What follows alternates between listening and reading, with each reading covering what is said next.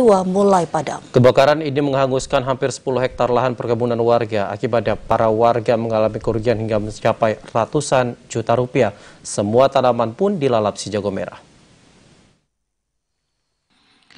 Kebakaran hutan dan lahan perkebunan warga yang terjadi pada kemarin sore telah menyebabkan berbagai tanaman milik masyarakat di daerah ini hangus terbakar.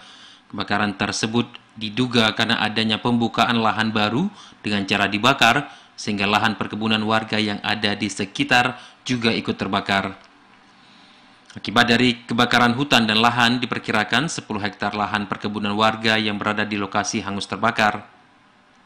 Api baru dapat dipadamkan setelah pihak petugas pemadam dari Badan Penanggulangan Bencana Kabupaten Aceh Jaya yang dibantu unsur TNI dan Polri ikut melakukan pemadaman.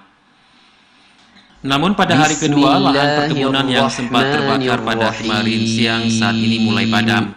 Walaupun demikian, sejumlah titik masih menunjukkan kepulan asap. Kondisi ini tentu saja perlu diwaspadai karena saat ini kawasan itu masih dilanda musim kemarau. Sekretaris Kecamatan Setiabakti Teguh Arif Alfian menjelaskan kerugian akibat kebakaran ini mencapai ratusan juta rupiah. Menurut informasi dari warga yang saya temui tadi pagi, ada 3 pemilik lahan, termasuk dengan pekebun jengkol. Yang paling luas itu jengkol ada 614 batang, sekitar 8 hektar.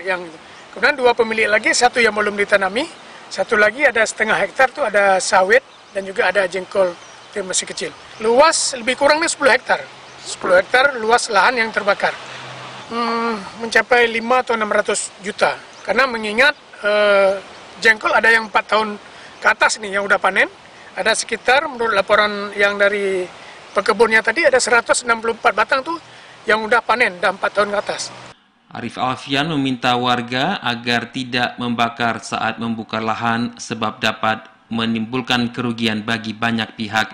Dari Aceh Jaya, Musliadi, TVRI Aceh melaporkan.